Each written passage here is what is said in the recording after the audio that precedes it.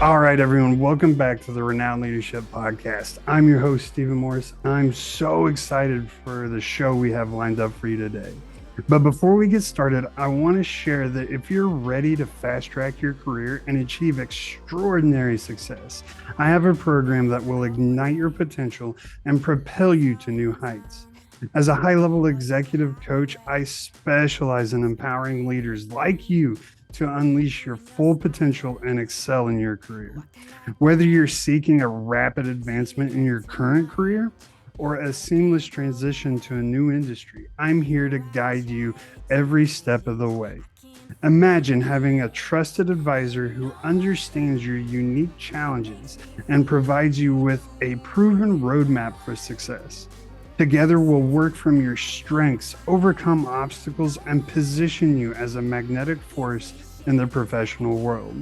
Now is the time to break free from the limitations holding you back and step into the extraordinary career you deserve. Don't settle for mediocrity when greatness is within your reach. So claim your spot. It all starts with a complimentary session. Just go to renownedleadership.com and click the Book Now button or click the link in the podcast description below. Accelerate your career, embrace your true potential, and become the influential leader you were destined to be. Remember, success favors those who take decisive action. Seize this opportunity and join the ranks of the high-achieving executives who are making waves in their industry. With all that being said, I'm excited to introduce you to today's guest. So I've had quite a few guests on my show over this past year, and they've all been special to me, and I've loved having every single one of them on here. But today's guest gets a special place in my heart because he hit me where it hurts. He sent me free chocolate. He is Glenn Gardone. He's the president of Red Chocolate here in the U.S. Red Chocolate, I don't know if you've ever had it. I highly, highly recommend it. It is an amazing European chocolate, and we talk about it a little bit in the upcoming episode. But European chocolate is significantly different than U.S. chocolate. It's not near as sweet, a little bit more bitter. But what makes red chocolate so special is that delicious cocoa flavor and that little bit of sweetness, but there is absolutely no sugar added whatsoever. And actually, my favorite chocolate that Red has right now is completely vegan chocolate. It's not even made with real milk. It's made with oat milk, but you can't even tell. It's amazing. I could talk about just how amazing this chocolate is for the next hour, but I know you don't want to hear that. So thank you for joining us today. Glenn and I are going to have some very serious very serious chocolate conversation, but we're also going to talk about what it was like to start a company just months before a pandemic struck. What it was like trying to guide this infant company through a pandemic, and how he created a just thriving, winning culture in this baby company. So I can't wait for you guys to hear it. I know it's going to bring you tons and tons of value. So put it on pause, go grab yourself a red chocolate bar. Then after you get your red chocolate bar, pop a squat and enjoy the show. Here we go. All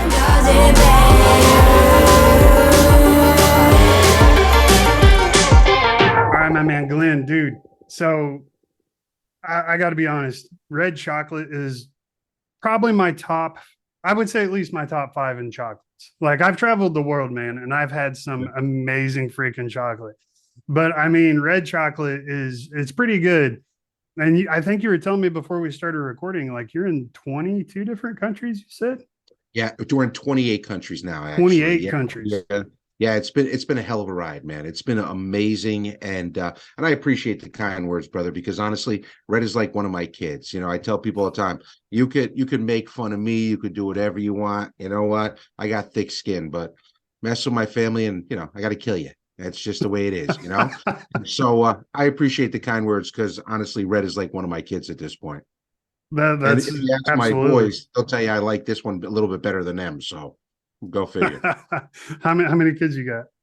I got 2 boys, man. My boys are in their mid-20s. I got one that's actually in Utah that's studying for his PhD in artificial intelligence, and another one that's doing his dream and trying to become an astronaut. So they're Oh, rocking and rolling. that's cool, man. That's cool. Yeah, Both of those are cool. I mean, AI, that is yeah. cutting edge stuff, man. AI, I can't every day at work, I'm using AI for something.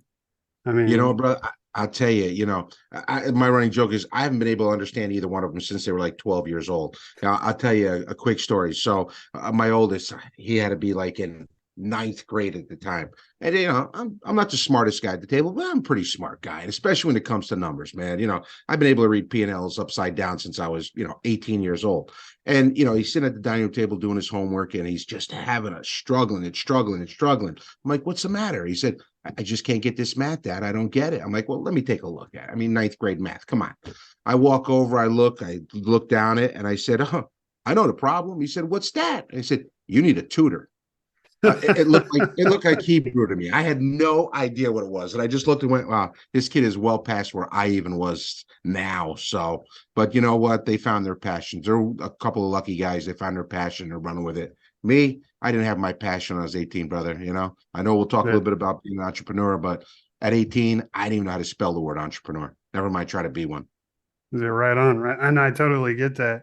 And if you'd have asked me when I was 18 if I was going to be an entrepreneur, I would have laughed at you.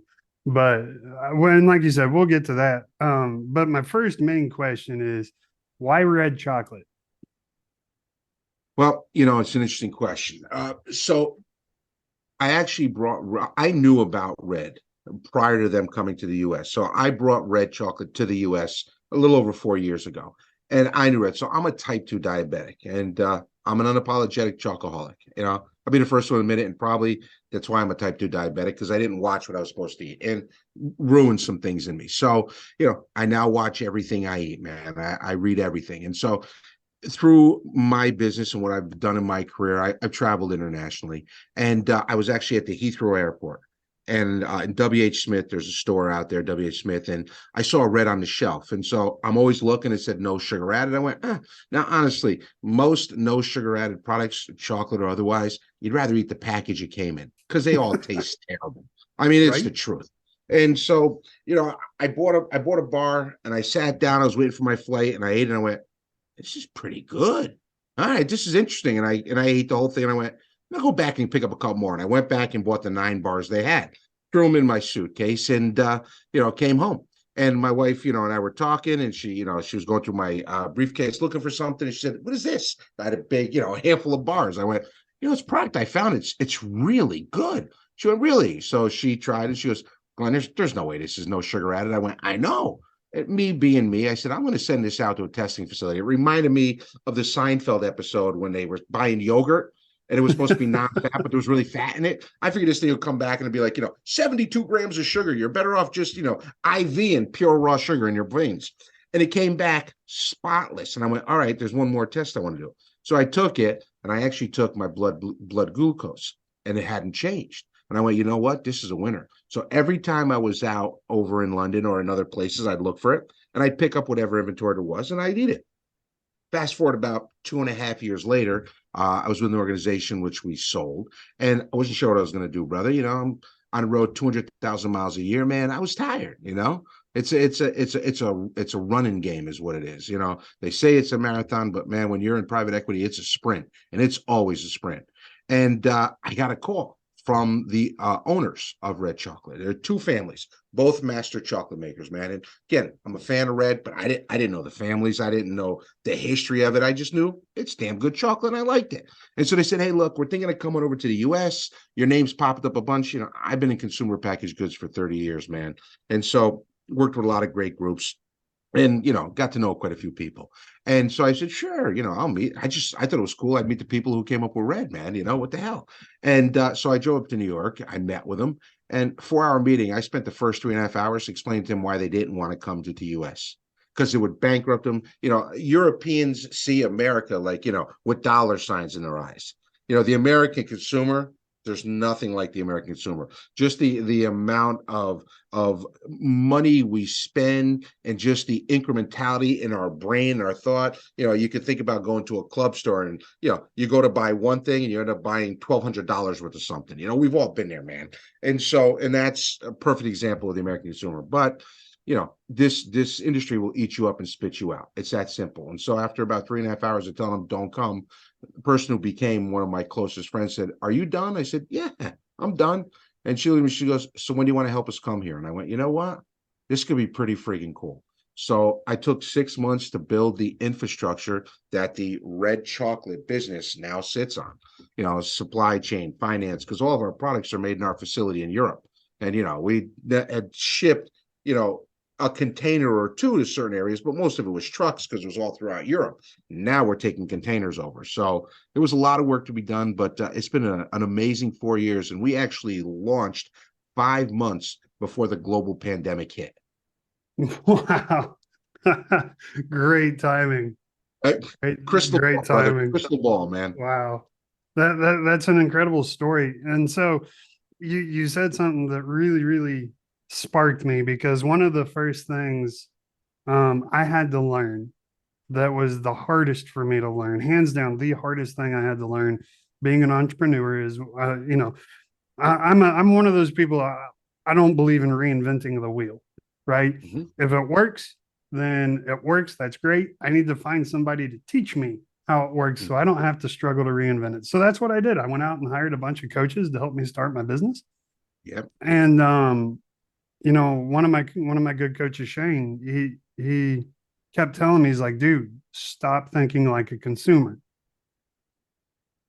Like, and you're laughing, but the struggle, right? Like, Mm-hmm. that was, I was in such a consumer mindset, and it took me forever to get out of that consumer mindset and start thinking of in a supplier mindset.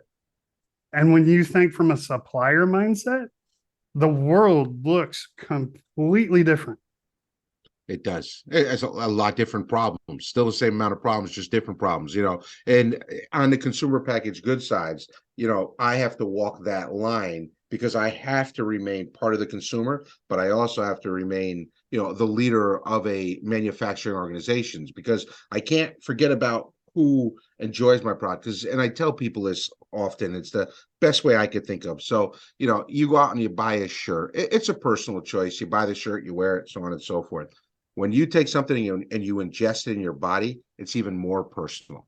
You know what I mean? So I always have to make sure that we have the connection to the consumer so that I can understand what it is they're looking for. And also what we're doing, is it what the consumer is looking for? Because we could do something amazing and it could absolutely fail because the consumer doesn't want it, doesn't understand it. And it could be because of what I call the value perception. And I don't mean value as in money.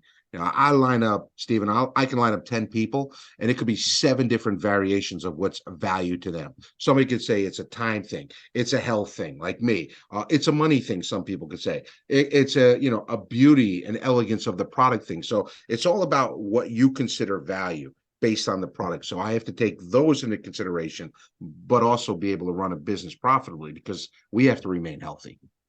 Absolutely. And one of the things I love, I think the most about Red is, one, it's a quality product, obviously, but it feels extremely upscale Mm-hmm. without the upscale crazy price. Yeah. And I mean, that goes back to your branding and your packaging and all of that. How important is that for entrepreneurs, small businesses to, because I mean, ultimately that, like, that Starbucks is a great example of making a customer feel a specific way Mm-hmm. without the price tag that comes along with that, and that is being an Italian bistro. Mm-hmm. You know, That's an excellent point. There are two things. First of all, consumers shop with their eyes. Okay. When you're talking about a consumer packaged goods, they shop with their eyes. Like I said, from a shirt perspective, from a visualness. Think about, if you're picking up a chocolate bar, what does it look like? You can think of it as fruit, vegetables. I mean, we shop with our eyes. You don't sit there and chew on a watermelon. You look to see what watermelon looks good to you. You shop with your eyes. So that is, the visualness is extremely important. When you look at it from an entrepreneur, if they're doing something like from a supply chain side or consulting, then you start to, as a consumer, think with you listen with your ears and, think in your brain, can this help me? How can this help me move my business forward? So again, understanding who that consumer is and how they use the service and how they understand the service. What tools do they use? Do they use their eyes first? Do they use their ears first? I've been in meetings where, people have had a 12-page deck and they could have sold me in 2 pages, but damn it, they put those 12 pages together and they're going to walk me through 12 pages. By the 8th page, I'm like, you know what? I'm not doing this. I'm out of here. You know what I mean? And I've shut down because it's like, you should have just, seen. Again, visualize, be in that meeting, be in that room, be with that person. Don't think to yourself, okay, I just got to get to page 4 and then I got to get to page 7, I'm not a presentation guy. I let the brand speak for itself. We talk to probably 3 million people every single month throughout the US through our social media footprint. And, I answer emails personally. I'll tell you a quick story. So we're the #1 chocolate sold on the Home Shopping Network, have been for many years. An amazing partnership. I absolutely love the people at Home Shopping Network. And I was on, and of course, when you're on, your phone's off, it's put to the side because, you don't want to be on TV. Hello, so it's off to the side. I did my segment, went really well. We sold out. Everybody's high-fiving. And, I turned the phone back on and there's a note to call my office. So I call my office. Hey, what's going on? Hey, we got a call from a woman. She asked to speak to you directly. Well, okay. So give me the information. And her name was Beth. She was out of Florida. And I called. I bet this is Glenn Gardone. No, this isn't him. Yeah, Beth, this is Glenn. How can I help you? This is the guy that was just on TV? Yeah. Oh my God, I just lost chocolate bars. I said, excuse me? She goes, I was watching it with my friend and you made the statement, you love talking to people. And I looked at my friend, I said, there's no way he wants to talk to anybody. There's no way. She goes, and you actually called me back. I said, well, yeah, I'm going to call you back. Well, how can I help you? She's like, no, I just wanted to prove, I thought I'd win more chocolate bars, but I lost, so I have to give her some chocolate bars. So, it's fun because I get to talk to people and, we create memories every day, man. I mean, you think back, I always go back to that Bugs Bunny cartoon where you see the smell going into his nose and his feet are off the ground. That's what I do every day, brother. People ask me how I'm doing. Hey, man, I run a chocolate company. These are awesome. These are awesome. Absolutely. That is such a good point. And, customer service is hands down is just hands down one of the single most important things when it comes to me as a consumer is what kind of customer service do I get? I will pay extra. I will go out of my way just for that customer service. A good example, and I don't get paid by them, so this isn't an advertisement, but I'm former military, so I use USAA Bank. Mm-hmm. And by no means are they the best bank anywhere in the United States. Probably not even close, probably not even in the top 10. But I stay with them because their customer service, like I can call them anytime, day or night, on a weekend, doesn't matter. And I'm going to leave that conversation feeling good about myself. Just by the way they talk to you. Yeah. Like they're genuine. Yeah.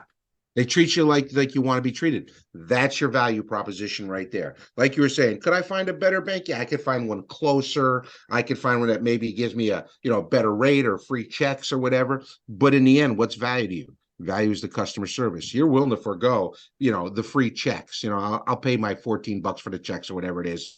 But I want to be able to call somebody and talk to them live, and I want them to treat me with respect because I am banking with them. And, I may not be the top person there that has the most money, but I want to be treated. I want to be treated with respect. You want to be treated like you treat people. And I think that's only fair. Absolutely. And tell me how true this statement is for you. I got told very early on in my like day one of becoming an entrepreneur, if I'm doing it for the money, I'm in the wrong business. if you're going to do it for the money, go be employee 10,604 and just blend into the walls, because it's a hell of a lot easier, man. It's a, I've been fortunate. I've had a lot of mentors in my life. And when I first started going to business, uh, 15, 16 years ago, when I started going into private equity, uh, I had one of my mentors say to me, "Hey, Glenn, just so you know, all your employees love Fridays. You know why?" I said, "Why?" Because that's when they get paid. You're going to get paid on a Tuesday. You're going to get paid on a Wednesday. You're going to get paid when there's money left over. And he's right, because when you're starting out, you don't know. It's not, you lose the structure of corporate. So if you're doing it for just a paycheck, go become an employee in a massive corporation. Go there for 20 years, get your 3% increase or whatever it is yearly. Do your 360 feedback, check off your KPIs. Whatever you got to do it. Enjoy your weekends. You know what I mean?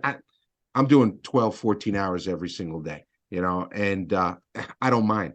I don't care. My goal is success to me. So success has changed throughout my career, Stephen. When I first started out, success to me, honestly, meant I'd have a few bucks in my pocket so I can go to dinner. That's all I wanted. I'm blue collar, very blue collar family. And I just wanted a few bucks so I can go to dinner when I want to, have money for gas, go out on a date, whatever it was. Those are the things I wanted. And as we've gone, as I progressed through my career, success to me now is wanting to go to sleep on a Sunday, saying, it's okay. I'm going to work on Monday, man, and I enjoy what I do. And that's what I try and do. And that's really the culture I try to foster here at Red with all the employees. Look, I do my best to make people love what they do. And people ask, well, how do you hire such great people? Look, I I can teach you a computer. I can teach you to sell. I can teach you finance. I can teach you supply chain. And I can teach you the basics. I can't teach passion.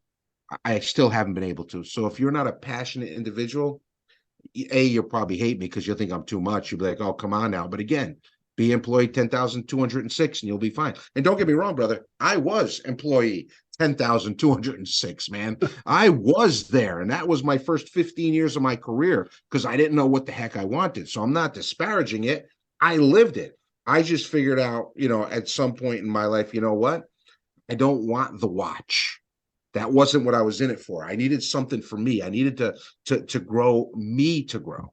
And that's how I became, in the path that I'm in now.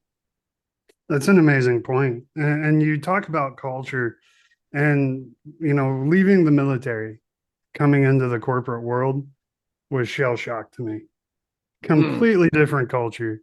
And I don't, obviously it's a different culture, but like mentality, like, the civilian mentality, civilian drive, sense of purpose.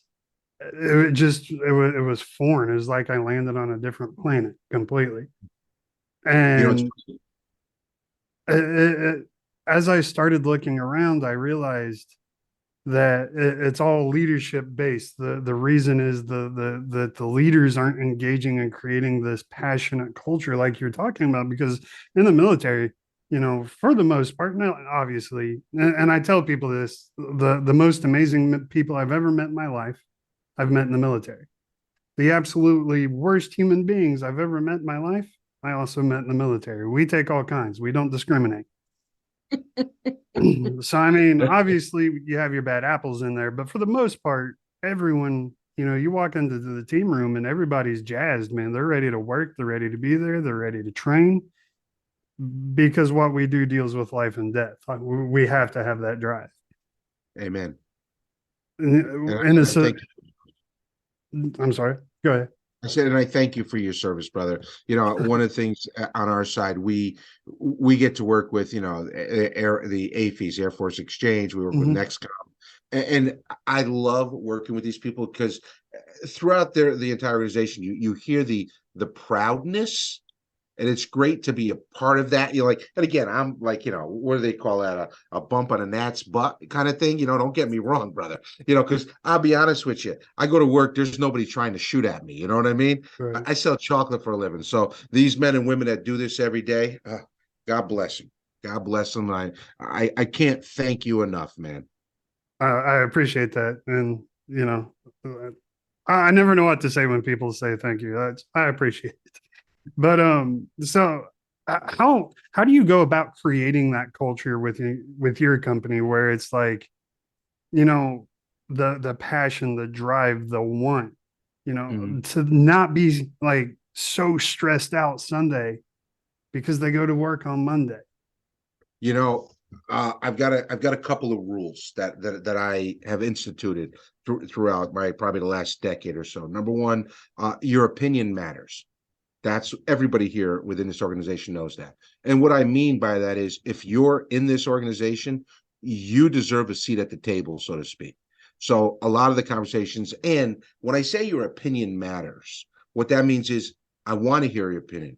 Now understand, I have the full umbrella of the organization over me. So I may take 10% of what you think, I may take 100, or I may say, good idea, but we can't do it because of X, Y, and Z. It's not a sign of disrespect. You have the right to have an opinion. I want to hear that opinion. We've gotten some, we here, I love this.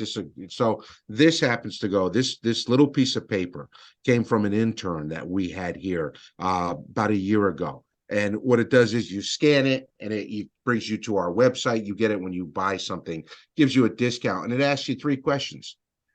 Did the product arrive when you expected it? Is the product exactly how you expected it to arrive? And do you enjoy it? And number three, where'd you hear about us? The feedback we get from that is it's priceless because we know, okay, supply chain did their job.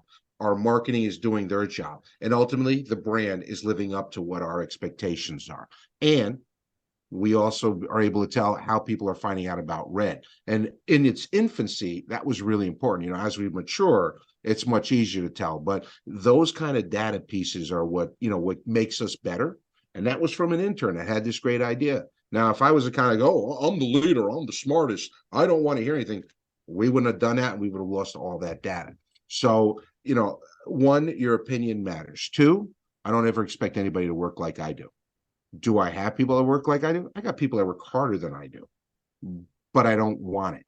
You could ask anybody who works here. If I'm gonna give you an example. Examples to me are easy.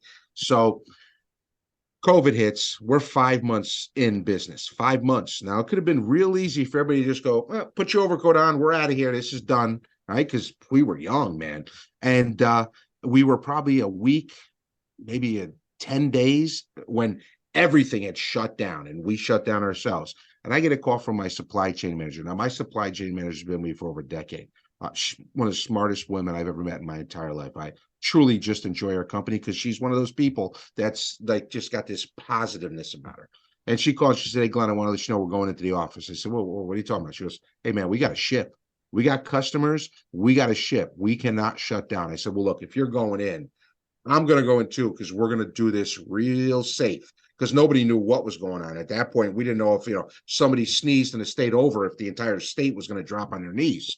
So we were running at maybe 20%, man, right? And so, but we were getting stuff done, but we were doing it safely. We're probably here 4 days, 5 days. I get a call from my head of marketing. Hey, what are you doing? I said, nuts. She goes, I hear you're in the office. I went, well, yeah. And I explained to her. She's like, okay, me and the team are coming in too. I'm like, no, no, no, no, no. You don't have to come in. You guys are fine. They said, no, we're going to come help you. And I had people from marketing out in the warehouse building pallets, helping the supply chain team because they wanted to be this family. Because we call it the Red family. We're not transactional. Anybody who comes in and buys red chocolate, we want to have that conversation with you. You're part of our family now. And here, it truly is a family. We'll pick up a pizza or something. People don't grab a slice and run over to their room. For 35 minutes, 40 minutes, we're sitting around and I'm that fly always. I like to see how things are going around. It's just me. And when I see people that are sitting there talking, and they're talking about family, talking about work some, but family, and it's just they're having this conversation. You see the want to be together. And so what I try to do is I just try to continually water and just continually give that the necessary breath it needs so that it can continue to grow. Because look, man, Red is bigger than me. I'm so appreciative that I get to be the president and I get to work with amazing people. But at some point, Red's going to be 50 years older and it ain't going to be Glenn running it. God, I hope it's not Glenn running it. But the fact is it's bigger than me and it's greater than me. So I'll take credit for the beginning, but After that, guess what, man? It's a whole bunch of other people that put us where we are today, and it's because of them that I get to enjoy my Sunday nights, which I appreciate. Absolutely. Absolutely. And that's so cool because that what you just described is the culture that I came from. It is, you know, and one of the things, one of the most important ways I define that is every single soldier that served under me, I loved them with all my heart. However, I didn't like nearly half of them. There's a difference. You don't have to like everybody to love them. They're your family. You love them because they're your family, but they're also kind of a douchebag, and you don't really like them that much. That's okay. And I feel like people get so wrapped up into this environment of, oh, we gotta just be happy with everybody. No, no. And you know, some of the best problems that have gotten solved the best ways have come from conflict. You know what? According to the size of the conflict, that usually, somehow equalizes the size of the problem. And, again, like I said before, I never want to be the smartest person at the table. I like when we have our meetings here, and I find them very productive because it's 6, 12 minds working together to solve one problem. And believe me, these aren't 12 junior Glens. There's only one Glenn in this world, and thank God for it, because I don't know if the world wants to see more than one of me. I know for a fact my wife doesn't. One is plenty. And she'll agree to that, I'm sure. But I like being able to have, and again, it's not conflict for conflict's sake, but it is conflict in the way of thought, which is good because you can have that discussion. Somebody could put something in, and my expectations when we're around this table are we're going to respect each other. We may not always agree, and we shouldn't always agree, because if we're all sitting there like bobbleheads, then we're not going to get anything done, and we're just going to go down in a flames, and we don't want that. But we'll respect each other's opinion. But that being said, I don't want anybody feeling, well, I said 3 things and you guys didn't do any of them. Yeah, that could be, man. I said some things Yeah. that we didn't do. I run the damn company.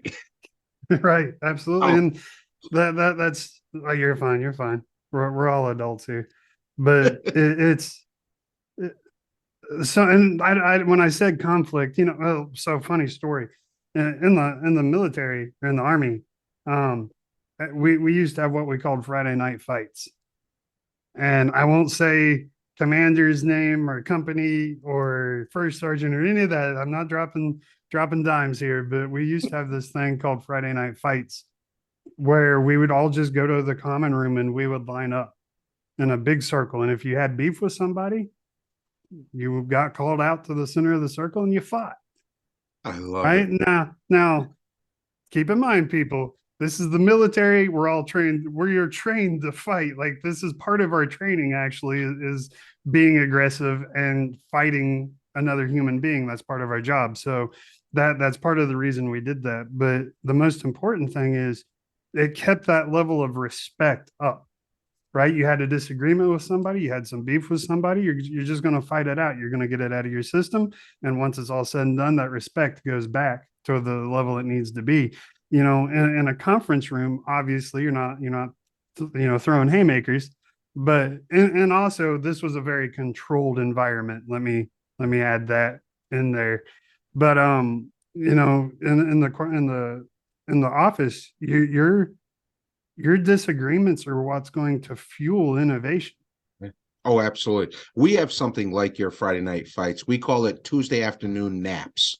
And so what we do is we all lay down and go to sleep for 30 minutes, and then you wake up and you forget what you're even fighting about. So it's a little different for us because we're not fighters, man. We're lovers. Because at this point, if I had to fight somebody in my life, it'd be a really short fight. I'd probably be out of breath to take a knee after one throw. So, it's just it's not worth it for me. But no, you're right. I mean, conflict, again, conflict for conflict's sake, not good. Conflict to drive a business, to be that fuel to drive that business, I think is healthy. I think absolutely it's healthy because I think you continually push each other to become better. Because I don't want somebody who's in a room and says, "Well, I'm going to let them do all the work," or that same person says, "Well, they think they're better than me, so now I'm going to be upset and try to hurt them." I want people to say, "Wow, great job. You know what? I should be doing better." And the next time they do better. And then it just becomes a fuel to each other to be able to say, "You know what? How do we raise that boat completely?" Right. Yeah, absolutely. I agree completely. And I feel like in society today, we're having to dance around with kitty gloves so much that our innovation is being slowed drastically. And Mhm. ultimately that's hurting our bottom line.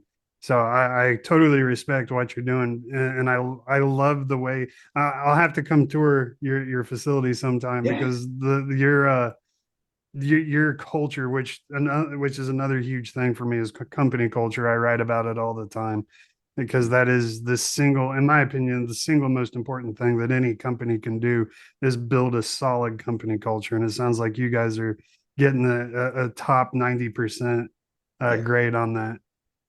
Our biggest assets are our people, brother. I mean, you got the brand itself is, that's the crown, so to speak, but the head that holds the crown are the people, and Absolutely. we just I'm fortunate that again, through a very hand-picked process, we've got a team in here, and the people that I put in place to lead have done an amazing job building their teams and bringing in the people that we felt again made us better. And being better could be from skill set, it could be from speed, it could be from, like you said, a varied background that we hadn't brought in. I've got a couple of people that are outside the non-food business that have come in, and they have a completely different perspective. I mean, I'd like to think that each year I get a little bit smarter. I mean, I now know how to live through a global pandemic, which for the first 29 years I had no idea that I'd need to know that. But the idea being that you always again want to surround yourself with people that you hope are smarter than you and are able to bring more to the table. Because as CEO, and I tell this to people, when I've got people that come through my door and they say I've got a problem, they're the minds that I hired to fix it. So if they can't fix it, it's a pretty serious problem. And so I need to make sure that I've got the right people in place, and then if they can't, that I can help solve that problem for them, or we together we can come up with a resolution. Yeah, and it's funny you talk about that. I just heard um a story a while back about Steve Jobs, one of his engineers that he had hired. They had gotten in a disagreement, a conflict about taking a certain route on a product. And ultimately, Steve Jobs is like, this is what I want to do, and we're going to do it because I said so. And his engineer, or, whatever that position of that guy was, I don't remember. He was like, all right, man, whatever. And so they did it. Ultimately, it was the wrong decision, ended up costing the company, hundreds of thousands, if not millions of dollars. And Steve Jobs goes back to this guy and he's like, what the hell? Like, why didn't you stop me? And he's like, you pulled the trump card on me. Like you said I'm the boss and you are. So he's like, no, no, no, no. That's not why I pay you. I pay you to stop me from doing stupid things. And it just, of course, that whole situation could have been handled much better. But Right. ultimately, like that's so powerful and so important to recognize. When you look at people like Musk, like he does nothing but surround himself by smarter people, Yeah. better people that constantly push him, drive him. He's the decision maker, yes, but he's got to have that fuel, that innovation, that spark, that all of that to push him and drive him to do that. And when he is being stupid, he needs someone with the proverbial cojones to stop him from doing Well, luckily for me, I seem to have a lot of those people around me. it. I think I'm going to go pick up one of those yes people. I think that's an excellent idea. Maybe try that for a while. So No, kidding. let's jump back in history a little bit. You talked about 18-year-old Glenn. how he was just your 10, number 10,206 employee, no one important. And you stayed that way for, I think you said the first 15 years of your adult life. Yeah. Yeah. So yes, so I'd been in, I'm ex Kellogg, ex Pepsi, been, like I said, in the consumer packaged goods business for a long time. And I didn't know what the heck I wanted to do. I really didn't. But I didn't feel like I was wasting my time. You know what I mean? So I worked hard. I got my promotions. I, was rewarded throughout my career. I'm between, pay raises and all the different things. And so it wasn't like I was starving. I just always had this drive, this competitiveness to me. The old saying, the feeling of success versus the fear of failure. Call it whatever you want. I haven't gone to a therapy session yet, so I can't tell you what really drives me. But the fact is, I enjoy the feeling of success. Okay. And I know the risk associated, and I'm willing to go up to that line.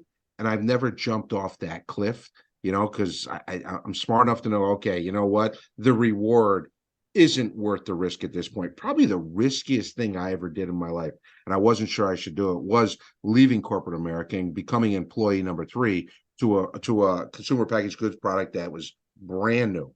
I helped build the business model for it. And they had called me when because I had helped them through the thing. And, there were two people, the idea person and the money person. And so when I told them the kind of person I would look for if I was launching a brand, and I left, and they called me like a half an hour later and said, "Hey, we found the right person." And I was like, "Wow, that's quick. Do I know the person?" They said, "Yeah, it's you."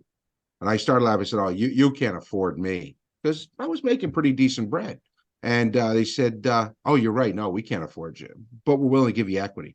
Now, you hear the term equity, and all of a sudden you're thinking, Maseratis and, castles. And nah, brother, the equity is worth the paper it's on, which is really good as 2-ply toilet paper, because that's all it's worth, man. Because if it ain't worth nothing, it ain't worth nothing, right? And, I had a couple of young kids, married, and I had this steady paycheck, and I remember calling my wife and telling her about the opportunity, because I was still driving coming home. It was like another hour and a half drive. And she said, "Well, what do you think? You like the idea?" I said, "Oh, I love the idea. I think it's a great idea." She said, "Then do it." I was like, "Well, babe, you got to understand, I'm not going to have to pay and blah, blah, blah." She goes, "Glenn, I know you. You're going to work 100 hours a week. You're going to do whatever it takes to get it successful. And you know what? If it doesn't work, go back to corporate America." And I went, "You know what? If I got your backing, I want to do this." She said, "Do it. Do something for you for a change. Family's covered. Don't worry about it." And I went, "All right." And because she gave me that thumbs up, gave me that pat on the back, and said, "Look, man, you can do it." Because I always wanted to do it. I always thought, "Hey, man, this would be cool. Hey, I'd like to see if I'm as good as I think I am," kind of thing. You know what I mean? Because, in the back, one side is, "Hey, you're the best." And the other side is, "Hey, they're going to find out you're a fake and a phony," So you never know who's going to scream in your ear the loudest. And so you always have that going for you. But having her backing and being able to say, "You know what? Okay, I am going to jump." That was probably the only time I jumped off the cliff, because the risk was huge. The reward was wonderful. But from a risk perspective, again, I was employee number 3, man. I had this idea, but who knew if 100,000 consumers were going to like it in the first 60 days? Who knew if I could build it to an $80 million company and sell it? I had no idea. I had no idea. So, you know, it's all part of, I guess, the way you look at life. And now, would I take that same risk? Yeah. The reason I take the risk now is because I'm a little smarter, a little wiser than I was, 15 years ago. And it's like, you know what? If it does fail, I'm not going to put my house up against it. Again, risk reward. But the fact is, I'm going to bet on myself, because, if you think about it and you work for big companies, them giving you a check, they are betting on you, because otherwise they shouldn't be giving you a check. So if they're going to bet on you, why not bet on yourself? Why not be the horse in that race? Right. Yeah, that's such a good point. And I love that. Um, and that's in the military, I never had a problem just going all in, right? Like, this is what I want to do in the military, so but I always had a safety net, right? The army was always going to catch me. So I get out into the corporate world, and all of a sudden it's like holy crap, there's no safety net below me. Like I'm up here 20 stories up on the tightrope, and there's, if I fall, I die. Mm-hmm. But as I got into this, entrepreneurial, good grief, I can't talk. I apologize. Anyway, as I got into this journey, I realized the fall, and a lot of times it's the same thing. We're so scared of the fall because we think it's going to kill us, Yeah, but it's yeah. actually not going to. Nine times out of 10, you're going to land on your feet. And that other 10% of the time, you're going to land on your back, but you're Mm-hmm. still going to get up. And the cool thing about it is once you've built it already, even if it fails, you already know how to do it. And the Mm-hmm. most important thing is, like you said earlier, you've gotten a lot smarter along the way. So Mm-hmm. now when you like, even my company, this is the first company I've ever built. I have no idea what I'm doing. I'm just figuring it out as I go. And if I had to do it again, there are so many things that I wish I had known when I started that I almost wish I could hit the reset button just so I could implement all this crap and not have to go I back and love it. change everything. You know what I mean? So it's going to be Oh, yeah. so much easier to rebuild. So Yeah. much You easier. know, I call it punching through the mud. Because and when I talk to other entrepreneurs and people that are just starting out or whatever, because I like to give back and I love talking to folks, and if I can help them, awesome. And I try not to waste their time, I guess. And I always tell them, look, when you're in business and you got to take a knee, take the knee and know that, while I may not be there in a physical sense, there are a lot of people with their hand on your shoulder saying, it's okay, man. We've been there. We've been there. We know what it's like, and we'll lift you up, but it's going to be you punching through the mud because we can't do it for you. And Mhm. so, you know what? If you're in business and you do take a setback, you know what? You take the knee, you catch your breath. It's okay. Not doing that and just trying to run through that fire, a lot of times that's when people really fail and fail to the point where they can't fix it or can't take a step back. So something happens. For me now, my mind's been trained. It's funny. I always thought I was weird the way I thought because I go into something trying to figure out everything that could go wrong. And so I prepare for those things, right? And I remember I was on a plane. I was talking to a gentleman who was a doctor. He was from the Cleveland Clinic, and we just got into like a deep conversation. We were talking, and I said, it's weird, and I told him the story about how I am. He laughs. He goes, Glenn, I'm the exact same way. And I went, well, what do you mean? He said, well, and I laughed because, at that point I'm selling Kellogg cereal. This man is saving lives, so believe me, it's not equal by any means. I'm no knucklehead. But the fact is, he said, Glenn, I do the same thing. He said, because you expect success, but if there's an issue, you better be prepared to be able to fix it. And I went, yeah, that's exact. Because, of course the presentation looks good. I put it together. I expect it to be good. But what is it now? I got to take this presentation and turn it upside down and be the person that's actually being presented to. How can I tear this apart, and what are the expectations? And I found that prepared me not only for that spot that I was going in when I was growing within the organization, but as a leader, it allows me to look a little bit farther into the future and understand, what is the consumer going to be looking for? What is important? I the best way for me to put it is, as the leader and the leader in any organization, you plant the seeds, okay? And your direct reports, they're the ones that are picking up the seeds and taking that one seed and turning it into six seeds to be able to feed the rest of the organization. And if I'm just looking ahead and I'm not planting any seeds and, I'm not ensuring today is profitable, we're never going to have it tomorrow. But if I only worry about tomorrow, today can get away from us and we'll never have it. So that's the idea, is that you have 1 foot in today, 1 foot in tomorrow. You're planting the seeds. Hopefully your leadership team is also picking up those seeds and planting more seeds for the people, and that's how you continue to grow. We at Red, we haven't, a lot of employees haven't left. We continue to grow. And I remember we had an employee leave probably about oh probably about 5 months ago, and it was a person that had been here for probably about a year. and it did a great job. You know, were excellent, came in, you know, they were positive influence, and they got an opportunity to go into and they were young. And it was one of their first roles out of school, and you know, huge learning curve. But you know, here you get to a lot more than you would, you know, somewhere else. But they got the opportunity to go into corporate America, and for them, it was, hey, man, this is a badge. And you know, they came in sad and upset because they were wanting to leave. But I said, look, I want to see you successful. You know, another 20 years, man. I want to see you up on that TED stage. You know, whatever it is your dreams are, I want to see you grow. I want to see you continue to move forward. And that's the way I feel, because even if you're here, I want you, I want you to be able to do your role as well as you can, but I also want to get you prepared to do the person's role that's above you, because my expectations are that we will constantly promote from within.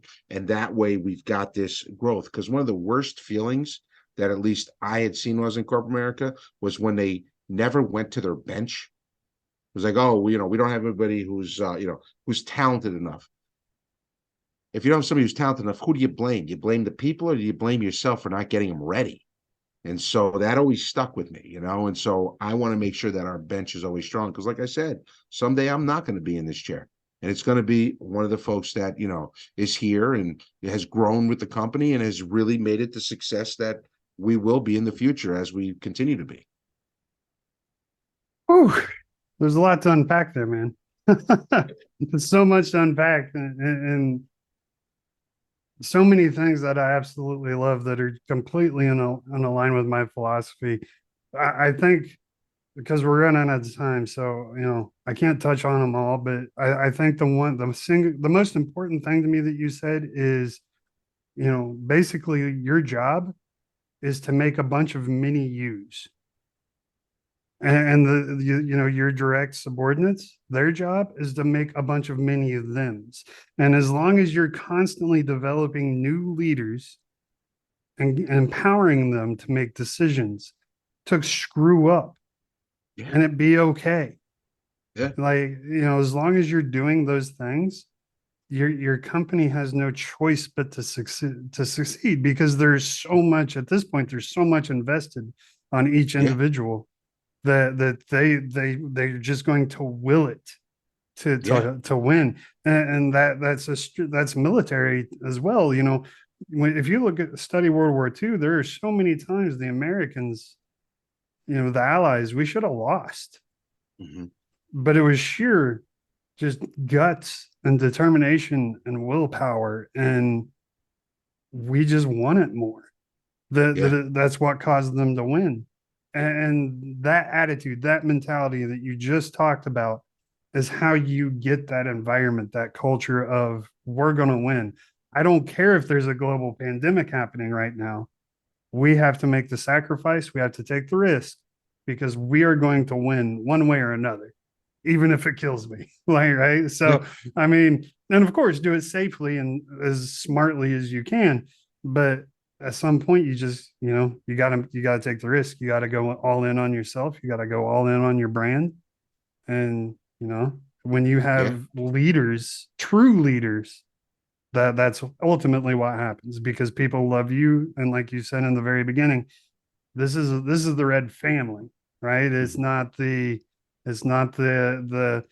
you know, Glenn family. It's not the whatever. It's the Red family, and that is so important, so freaking important, man.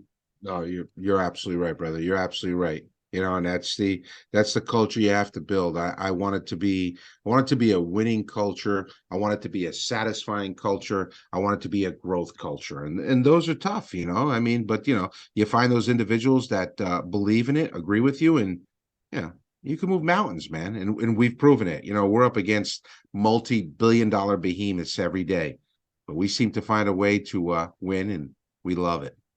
Absolutely. And again, you know, quality chocolate doesn't hurt. It certainly doesn't. It's nice to be red chocolate. I'll tell you what. You're Absolutely. absolutely right, brother. So what's in the future for Red? What, looking a year down the road? You got any non top secret plans for for red? Yeah, so we actually back in about a month ago, we launched the first of our lineup of actually our oat milk. And so this is 100% vegan product. Again, no sugar added. So this one happens to be the almond and orange, which is phenomenal. And you know, when we do some this, just to give you a feel. So when I worked with the team to launch this, this is the 123rd recipe. We went through 122 recipes before we finally came up with one that we felt, okay, this makes sense. And it wasn't for lack of trying. It's just that we said, okay, you know, a little too much orange or not sweet enough. And what we did was, so we have 11 global patents. And oat milk, you'll find when you use oat milk and things, it's almost like wallpaper paste, I guess the best way to taste it. It's really gritty and funky. I mean, you know what oats are. And so what we've done is we actually triple screen our oats so we get a very smooth, very creamy chocolate. Try, you know, once you try it, you know, you'll see. I tell people all the time, if I didn't tell you it was vegan, you wouldn't even know it was vegan. And so a lot of times I'll tell people, try this. It's our new milk chocolate. Like, yeah, it's good. Well, how's it different from your regular milk chocolate? And I'll show them it's a vegan. And I'll go, oh, bull, that's not vegan. I'm like, yeah, that's vegan. So, and that's how we launch things. So we've got a lineup of our vegan products coming out. We've got a couple other great flavors that we have coming out that, again, we're a European chocolate. All of our products are produced in my facility. So, and I explain to people, there's a big difference between American chocolate and European chocolate. There is. American chocolate's like eating a sugar packet. European chocolate is like drinking a beautiful wine.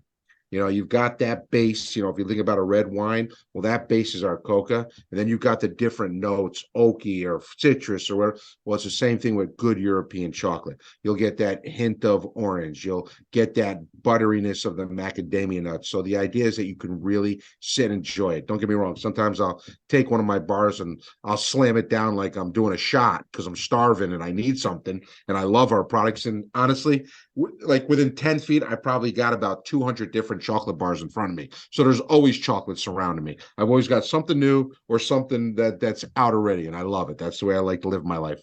But we've got a lot of cool stuff. And then from a consumer standpoint, we launched our chef series, which if you go to our website, and I'll do it one plug, and I apologize, but that's red-chocolate.com. And if you go to that site, we did a chef series, and we have chefs from all over the world that we've added. And what they do is they take our red and they're putting it in different dishes. Like I think our last one was on sweet potato bombs. We had a gentleman here from the U.S. and he showed how to use red and sweet potato. We've had an avocado mousse. We've done a mole sauce. I mean, there's all these different ones and it's so cool. And I get to go watch and I get to go eat, which is pretty cool. So I get to eat red chocolate all different ways. And then, you know, we're coming up to some holidays and I'll be sitting back and roasting some marshmallows and things and, you know, hitting it with a little bit of my red. So this way I could have a tiny bit of sugar, not a lot, but a tiny bit, and enjoy myself, man, and enjoy my family for a change. So we got a lot happening, which is pretty cool. That's so awesome. And absolutely, and I'm gonna give you a chance to plug away if you want here in a minute. But the I don't know how you don't weigh 900 pounds, but I don't think I have the discipline to be surrounded by all that chocolate and not eat it all day long.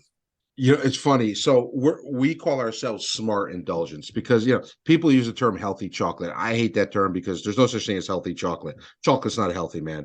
And so we call it smart indulgence because of the fact that we're no sugar added. You know, we're a third of the calories, we're a third of the fat. So while you like, you know, if you eat a serving of one of our chocolate bars, has the same amount of calories as an apple slice. Well, brother, if I'm going to have that many calories, it ain't going to be on an apple slice. I'm going to have myself a little bit of chocolate. You know what I mean? And so, you know, you do everything, you know, like you're supposed to in moderation. That's what I tell people all the time. So I love it, indulge in it, but do it in moderation the way you should. So for me, I eat a couple of bars a day throughout the day. When I could eat 100 of them, take my word for it. I love it, brother. All right, man. So tell the audience just how they can find you, how they can get a hold of your products. You do shipping, right? You can order online and they ship. Oh yeah, yeah. So we're in about 12,000 store doors across the country. We've got a store locator list that's actually on our website. Again, red-chocolate.com. So you can go on, you can look to see a store locator. You can buy online, ships on ice during the summer. So you'll get it beautiful, 2 days, nice and simple. And then, of course, we're, the number one chocolate sold on the Home Shopping Network. We'll be on throughout the summer, and then going into the holidays, you either see myself or one of my folks on it. But and to reach out to me, because I tell people all the time, look, call me. If I can help you, I'm more than happy to. If I can't, maybe I know somebody who does. And to get in touch with me, I'm on the website too. Just go to the About Us. You'll see my picture. My info's there. Feel free. Like I said, if I can help, awesome. If I can't, I'll do the best I can. But I've been where a lot of people are. I hope to get to where other people are. You know what I mean? I'm on my journey too. So, however I can help and be a positive to somebody, I'm there for you, brother. That's fantastic. I absolutely love that. And I think the most important thing for me is just the connectability, the reachability that your customer base has to get to you. That I find that very admirable. So Thank you. I surprise every single guest on my podcast with this last question. And if you listen to any of my podcasts, which I'm not sure if you did, but if I surprise everybody with this last question, and that is, how or what advice would you give the listeners today so that they can lead their lives like they're champions? I would tell you there's a couple of things, and they're small, but they're very significant. Number one, believe in yourself. If you don't believe in yourself, find out why you don't, and that's what you focus on. So that's the first thing. The second thing, surround yourself with people that are a positive influence in your life, people that you appreciate and respect. Hopefully some people that you aspire to be sometime in life. Don't listen to the bitchers and the moaners. Don't. You can have one ear, don't have two. Listen to what they have to say, ingest it, but don't live by it. Because you know what? Success breeds a lot of people who don't like to see that. So stay focused, stay hungry, stay competitive, and know that if you give it your all in baseball, if you get up to the plate and you hit the ball 4 out of 10 times, you're one of the greatest baseball players that's ever lived. That means you missed 6 times. So in business, if at first you don't succeed, brother, try again. Don't give up on yourself. Absolutely. I appreciate that so much, and that's such great advice. So that's going to wrap it up, Glenn. Again, thank you so much for hopping on the show with me. I truly appreciate it, and thank you so much for the chocolate. My wife and I are going to indulge in that here a little bit later tonight. But again, from the bottom of my heart, thank you so much. And everybody, thank you so much for joining us this week on the Renowned Leadership Podcast. He is Glenn Gardone. And of course, I'm going to have all his links in the show notes. Make sure you subscribe, like, follow, do all that crazy stuff. Give me comments. Let me know how we're doing. And of course, everybody, remember to lead like a champion. All right, everybody. Thank you so much. Bye.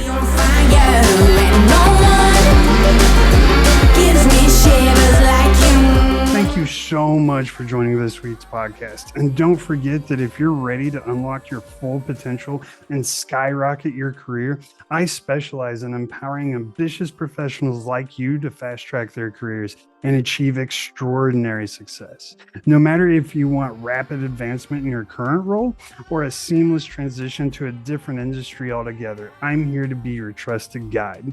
Now is the time to break free from the limitations that are holding you back and embrace the extraordinary.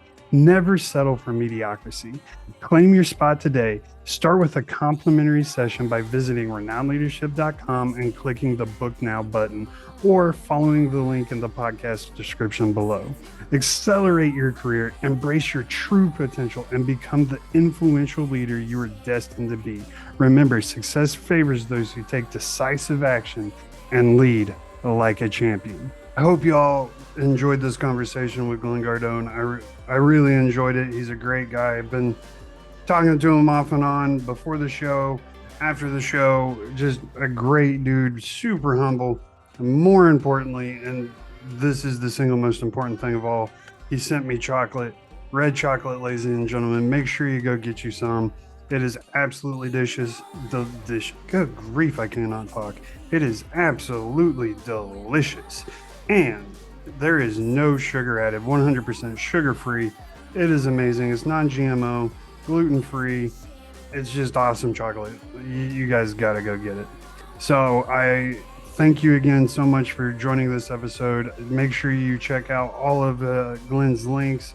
Hit him up on his website. Shoot him an email if you got questions about their chocolate. I know we'll be happy to answer them. And of course, ladies and gentlemen, I will see you next week. And in the meantime, don't forget, lead like a champion. Goodbye, everybody.